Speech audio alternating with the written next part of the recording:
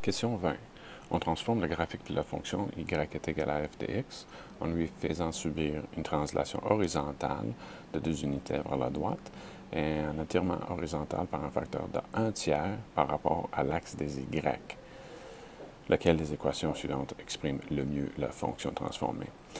Ce qu'on a dans les 4 options ici, c'est certain qu'on a à la base notre équation de transformation. Alors, il faut savoir comment est-ce qu'on met une translation horizontale et comment est-ce qu'on fait un étirement horizontal. Bon, comment est-ce qu'on s'attaque à ça? Bien, écoute, dans la première chose, on peut voir que on a K qui ne change pas, donc ça, c'est pas un facteur. Et on sait, par exemple, que facteur, c'est la translation verticale. Ensuite, on a H qui fait la translation horizontale qui se trouverait ici, ou là, ou là, ou là. Ensuite, on a le facteur B qui est noté ici, qui fait les étirements horizontaux. Ça agit sur les X est horizontal. Donc, A et B, tout de suite, sont éliminés. Ces deux options ne sont pas valides.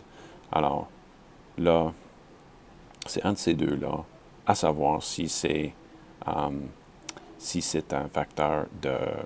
Enfin, si H est négatif ou positif. Enfin, si le signe ici est négatif ou positif. Alors, une translation horizontale de 2 unités vers la droite, la formule dit x moins h, donc x moins 2 ici va nous mettre à droite. Donc, c'est C. Chose à reconnaître là-dedans, première chose, le facteur B est un facteur inverse. Le facteur de 1 tiers va être B est égal à 3. Okay? Et c'est ce qu'on voit ici. Et quoi d'autre? Oui, il faut faire attention au fait que c'est un facteur inverse et aussi la signe ici. Alors, si c'est moins 2, c'est x moins h, donc ça va être à droite.